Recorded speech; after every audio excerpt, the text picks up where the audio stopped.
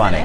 All right, I think we're up. Happy Thursday, everybody. It's the TED Show, episode 28, and I'm with the beautiful Sarah Soliman. Hello. Thank you so much for coming on. Absolutely. She does this professionally, so a professional is coming on this crazy little organic show that we have. Well, I was telling Ted that I'm actually a little nervous today because I'm used to being the one to interview people, and the tables have turned on me, so now I'm going to ask all the tough questions.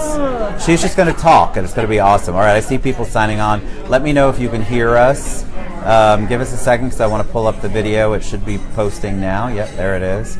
I'm already making my crazy face. Thank you guys for pointing that out too. And by the way, let me know if you guys like the beard or not like the beard, because I'm trying to grow a beard.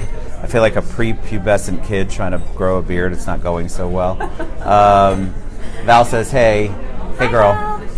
So they can hear us, so I think we're good. Cool. All right, so Sarah, she's got a great story, an awesome story, and especially for your age, I think that you have done a lot and accomplished a lot, but that goes back to the beginning. So tell people a little bit about you, family life, that kind of stuff, so that they can kind of get an idea of where you've come from. Sure.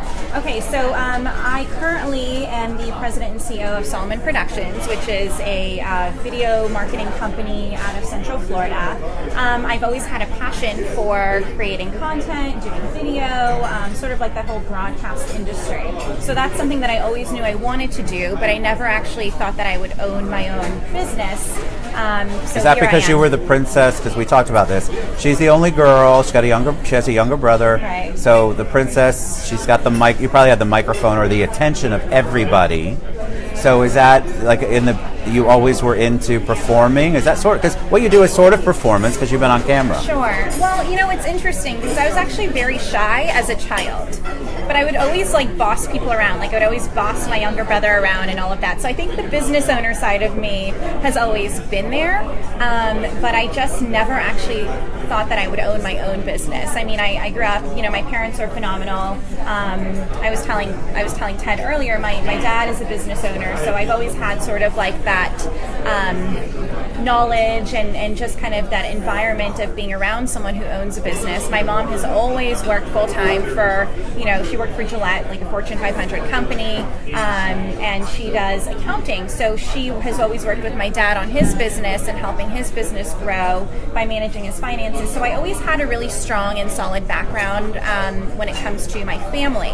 And I went to college, I went to UCF, graduated. Go Knights! Go Knights! Charge on! Yes, with a radio television degree, and I put that to work. I worked in radio for a few years. What'd you do in radio? I did promotions, so I worked in the promotions department, which was super fun. I met a lot of great friends that are. Is that where you go out on the weekends and go to do the stuff where the radio show comes out and does stuff, or you? Tell us about promotions, because I think that would be fun. It is so much fun. So yes, what we call them remote events. Yes. So it's when you go out to concerts or car dealerships or wherever your event is, and you basically promote the station and you give out swag. And I got to meet a lot of really cool people in the community, but also have made some lifelong friends through the radio station. And then I worked for a production company for a few years, and there were startups, so I really got to do a lot of different things, on camera work, producing, sales, marketing. I kind of got my feet wet with a lot of different things, and I didn't necessarily see myself leaving that company, but then, things started to change, and I started to feel a little bit uncomfortable there, unhappy there. So. Well, when you have an entrepreneurial spirit like you grew up with and you have, it's very difficult to stay in that box of someone else's company because you're really working for them, not for you. And so if you have that entrepreneurial spirit, which you do, eventually you make the break. It's so true. It is so true. And I think what I noticed is I was helping other people build their empire. Right. When I realized, wait a second, why, I could do this for myself. I mean, I could build my own empire. I could, make my own hours. I can work twice as hard and get twice as far, for myself. So that was really sort of my breaking point, and I am so glad that I made that decision because it has ultimately changed my life for the better. And I love the fact that through my business I can also provide opportunities for other people to grow in their creativity with what we do by providing content, things like that, for businesses and such. So yeah, it's been an amazing journey, and I wouldn't change it for the world. And so you were instilled with that, though, back to your parents. And so when you made the leap, what helped make the leap easier is that you have a great relationship with them and talk to them even now about your business. And so you knew you had that support system. Talk a little bit about that. Yes, I think having a support system is vitally important. I think a lot of times entrepreneurs can be a little stubborn, right? It's sort of in our nature to, you know nothing about that. I know nothing about that. But it's in our nature to be stubborn and think, hey, you know what, I got this. I can do this all on my own. But luckily for me, my parents have always been such a strong force in my life. That's awesome. And they were completely behind me when I said, you know what, I think I want to quit my job. They were like, cool, go for it. We will support you 110%. And they still do to this day. I've been in business now for 2 years, and I still call my parents and say, okay, I've got this contract. How should I price it? Or, I don't know what to do about this situation. Or I'm thinking about hiring a new employee. So I really do try to run a lot of things by them and gain their advice, because I think that is so important, and something that entrepreneurs should do is find a mentor. If it's not your parents, maybe it's someone in your community, or someone that you used to work with. So I encourage people to do that, because it's helped me tremendously. And how cool is that you've been able to, the wisdom that they gave you or the encouragement, you're making a business of that, and you're helping other people do that. So their legacy is just as long as yours is going to be. And it's an awesome thing, because they instilled that in you, and now you want to give it back to the world, which we were talking about. Your generation is very much about that. They want to find a solution and not just take the status quo. And that's sort of what you did. You were in your box, and your parents had encouraged you, and you went through the box. I think everybody kind of goes through that and says, all right, I'm going to work for the man, so to speak. And then you realize, oh my God, I have so many other opportunities out there, and that's what you did. So what made you go, all right, I'm going to do video marketing, that's what my focus is going to be? Well, I found she actually, by the way, she definitely is producing this show, because she came in and she goes, yeah, I don't like how the mic is, and she did the sound test and the mic check, which was awesome because I didn't have to move. But that's the cool stuff. So you teach people immediately because of your background and passion. So what made you say, okay, video marketing is what I want to focus on? So, you mentioned our generation. I'm a millennial. She is. And I think part of my generation is, like you said, kind of like naturally helping people, and to me, merging video, which is my passion, and telling a story, someone else's story, right. Merging those two together was just so attractive to me, and it was a natural fit. So I think that's where my passion really lies, and through my career, I've been able to tell so many different stories of businesses, of organizations that I've worked for, and bringing that important content to life and sharing it with the masses. And that to me is so fulfilling. If I can tell your story, if I can share a business's story, how mine starts with in the beginning. In the beginning. Maybe we'll tell Ted's story one day. Yeah, that's a crazy little story. I didn't mean to interrupt. And I want to, real quick, and I'm going to say something. Yolanda says Sarah is incredible. June Townsend says, love you, Sarah. Love Nate you. says, go girl. Thank you, Adela. And then some people voted for the goatee and the scruff, so we'll keep it. And I appreciate that. I just wanted to give them a shout out. So how do you take a business? So you've got a business. Say I'm business owner, XYZ.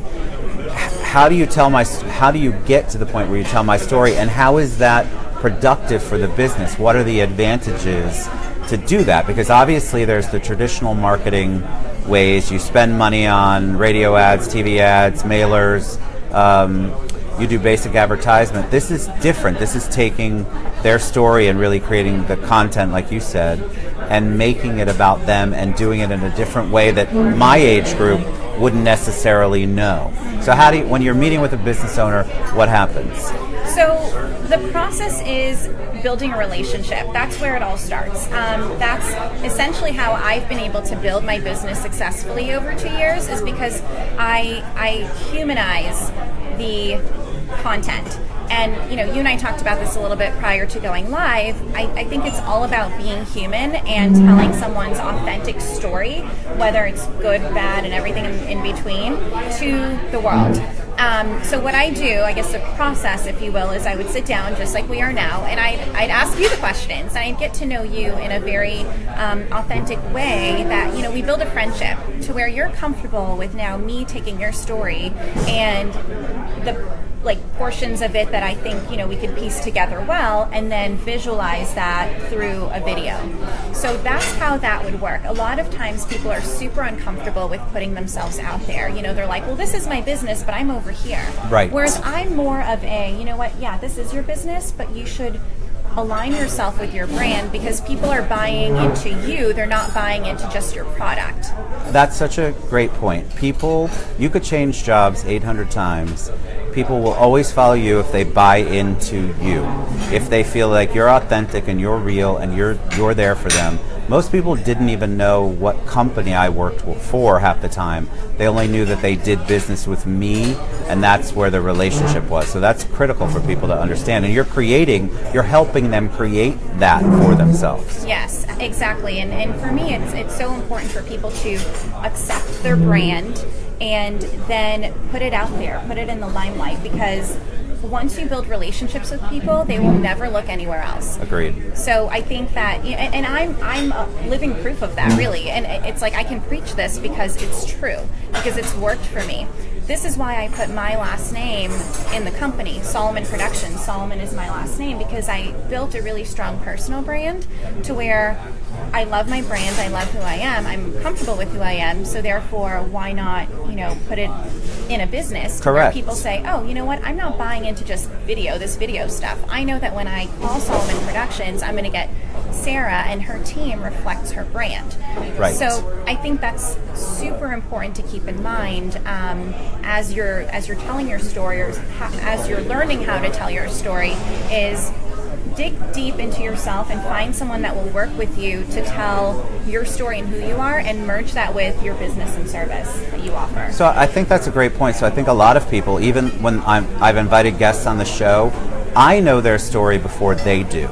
Or I have a perception of, or my thought process based on some of the things they've told me, and they don't know they have the story. So you do have to dig deep, and it doesn't have to be June Townsend just loves you. I love her.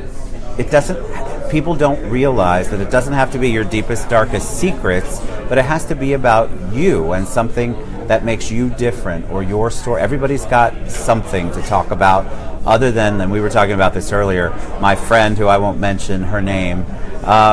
You don't want to come and sell your wares on anything. The point isn't about the product. It's about you and the story. And I think my age group doesn't get that. And so you coming out there and explaining that to us and trying to dig deep is important. So how do you get them to trust you? Because you're younger, but you're obviously poised and incredibly professional. So immediately people trust you. Is that what happens? And then they divulge all their darkest, deepest secrets to you, and you have to disseminate between those? Yeah, unfortunately it doesn't work as easy as I wish it would, because I am younger. So people sometimes take a step back and they're like, well, what do you have to offer? Like, what do you know? You haven't been in this industry a long time. And they're right, I haven't. But what I can tell you is I'm just myself, and I think when people meet me, they gather that from me, and then they just kind of open up and they start to tell me things, and the whole time I'm listening, because I'm trying to craft their story visually, and I'm trying to take those important elements of their story and piece it together in a way that I know will be attractive to others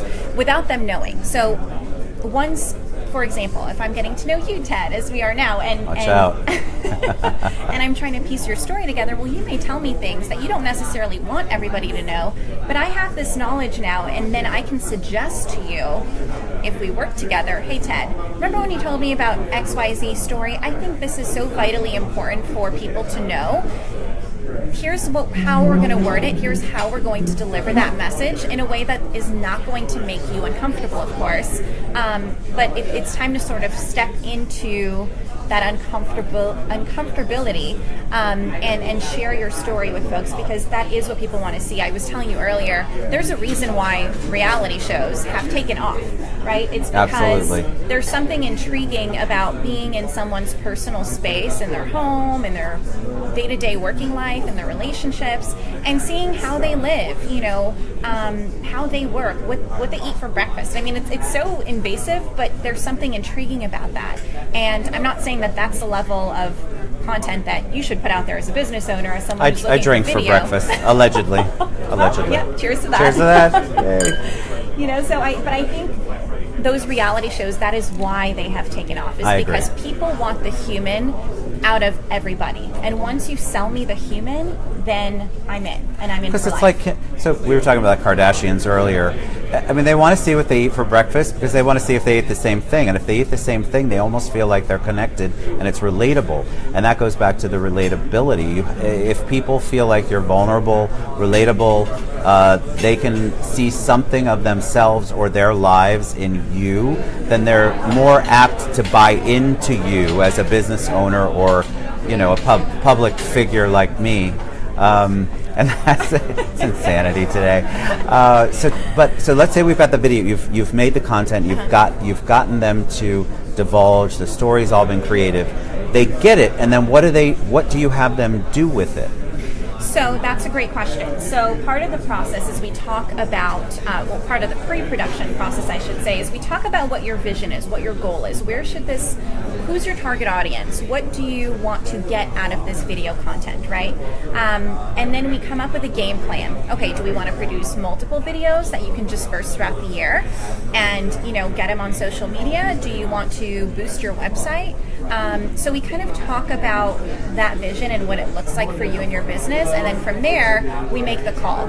I always like to, I hate doing like the one and done sort of videos because I feel like that's just flawed is what it is. Well, anybody can do a one and done. What's the point of that? Exactly. But for me, it's part of telling a story. It's just like a movie, right? Like there's a beginning, there's a climax, then there's an end. And that's how video content should be produced. You should, you know, disperse your story strategically throughout the year. That way people you're constantly in their lives and you're constantly putting yourself out there. And do you show them how, and there's a couple comments I want to address in a minute, but do you show them what vehicle is best for them, whether it's YouTube or you help them through? Because when I'm only recently learning the power of social media truly.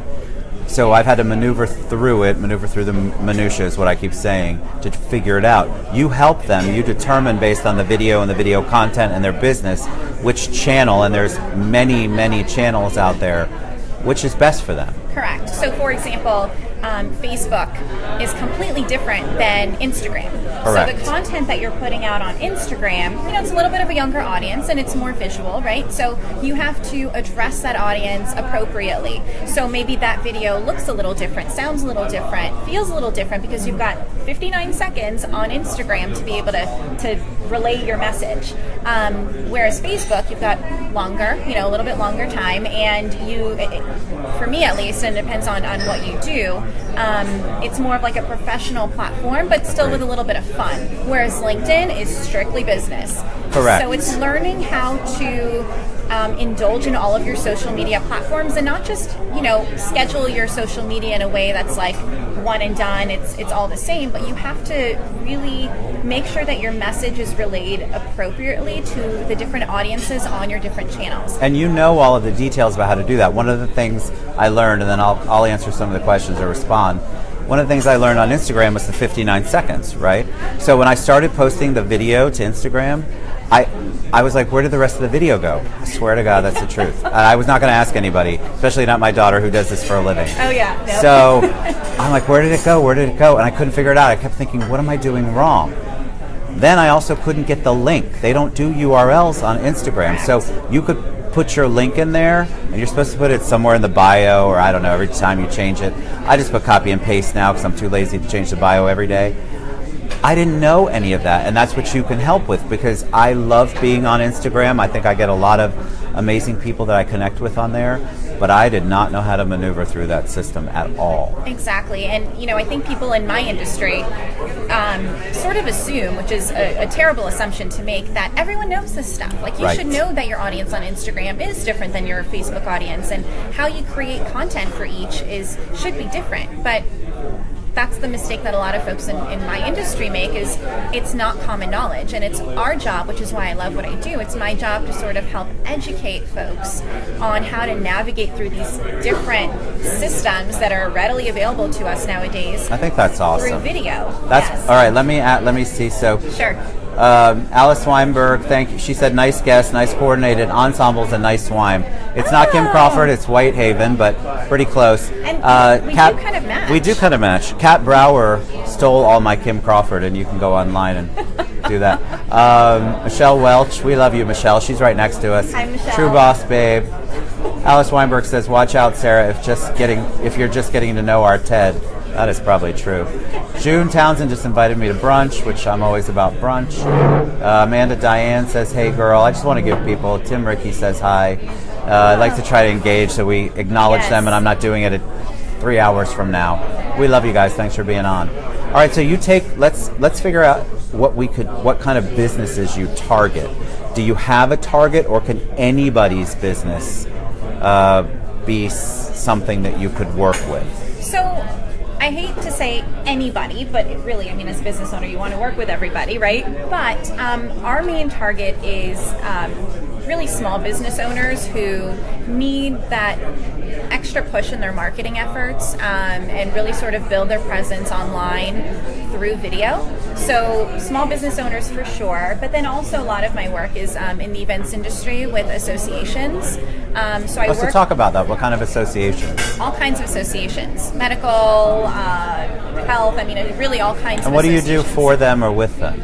So what we do for them is we produce content for them from like at their conference, at their event, but then we also produce stuff for them year round. So that's really my passion, is to go to events and see all of the information that's being disseminated there and take it and archive it and use it throughout the year. So whether it's gathering testimonials from attendees that are loving their experience or even have feedback for the association, that's all important content to share for associations and really help their communication efforts with their member base. So that's a lot of what we do, but again, we work with business owners as well to help them tell their story, share their message through video. Are chambers of commerce and associate, like that kind of thing? Like Chamber of Commerce are their own like organization, I guess you can say, but associations, like one of our clients is the National Association of Chain Drugstores. So their member base, that's a big one. They're awesome. Love you guys. If any of them are watching. So their members are, like CVS, Walgreens, all the big chain stores, and then folks that are trying to get their products into their stores. So they've got awesome content that happens at their events, and then what my team does is we show up, we engage with their members, we capture the content, and then we share it on site, while the conference is happening, but then we also use the content throughout the year. Very cool. Yeah. All right, so let's go back to you and the steps you took to move out on your own. Sure. So we have a lot of people who are in where you were in your box, right? So you're going through the motions. I talked a little bit about this yesterday on the show. Going through the motions, you make the break, you explain why you did. What kind of advice, or can you give them advice on how to evaluate if they're ready, what they should expect? Because it's not just easy. You just don't go, hey, I have a new business, and all of a sudden the phone's ringing off the hook. It's not like that. It's not like that. My first piece of advice would say, if you feel stuck in a 9-to-5, don't make an emotional decision to get out. I love that. Don't make an emotional decision. I know, tensions can be high. I know I was going into work completely miserable, which is not my personality. I'm very outgoing and always a positive person, but I felt a shift in myself. And I knew I had to make a move. I just didn't want to make an emotional decision because I was feeling that way. Right. So doing things like, maybe starting to build your website, maybe gather some, I mentioned the importance of mentorship earlier. Maybe talk to folks in your life that are a strong force that can give you good advice as to what your business, maybe business advice, like, okay, this is a great idea, but here's, steps to kind of get to where you need to be. So talk to mentors before you make the emotional decision to just leave your job. And then do things like, open a bank account and get your business registered. All of the nitty-gritty stuff that comes with becoming a business owner, that can all be done in your process of still... It can, while you still have a salary or a job with money coming in. And I think save money. I also think that getting a temperature, a feel for what's out there and what you're up against and whether or not you would have the client base that would work with you or not. Doing the art, research and development, a mentor is fantastic, so you've got that. Now you also need to kind of figure out your market. Like what, if you want to go out and do video marketing, you need to make sure that you know enough people to create the business in order for you to do video marketing. It's not just you have an idea, it's you have to have the plan and the plan on how to implement it. Correct. You can't just jump, and that's where your age group is much better about this, I think, millennials. You do your research. Everything's research, in my opinion. You guys are so great at research, understanding what the problem is, understanding what's coming up, and figuring out a solution. I think that's what you have to do. You can't just jump. And to that point, I'll play the millennial card here a little bit. I love it.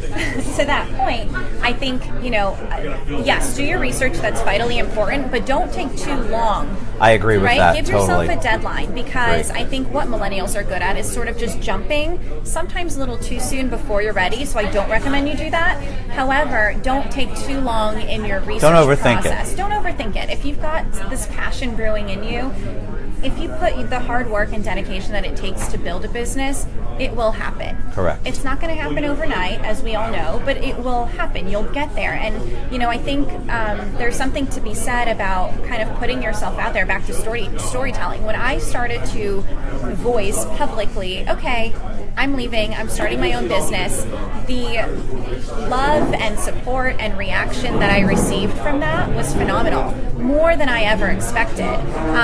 And I did get some backlash, but you've got to ignore that, and you have to focus on the people that support you, and you have to follow your passion. And I think that if you do that, you will be successful in whatever it is that your path leads you to. Bill Moore says, and he's right, you don't want analysis paralysis. And that's exactly right, Bill. That's exactly right. I think, so let's talk a little bit about your website, because we're at 27 minutes, if you can believe it. Wow, okay. So it goes by very fast. It's SolimanProductions.com, right? Yes. But they can also reach you on Facebook and all sorts of social media. I love your Instagram. It's content creator, right? Content connoisseur. That's it, content connoisseur. Yeah. I almost put that in there, but I was afraid I would not spell connoisseur right, so I didn't want to be embarrassed. That is so funny. And sometimes Instagram doesn't have spell check, so you're doomed. Yes, it's true. Yeah. So I was not going to do that. You are such a blessing and a breath of fresh air. Thank you so much. Thank you, Ted. Please reach out to her. She's amazing. There are a couple of people who actually asked you to reach out to them, so when you go back through the feed. We love you guys. Love you. Thank you so much for being on. And now we're going to do the $4.99 part where Sarah gets to get up out of her chair and hit the finish button in the very bottom right corner. It's kind of tradition right now. I'm stretching. We love you guys, and I will follow up with all of your messages. Thank you, and have a great day. Love you. Guys. Thank you.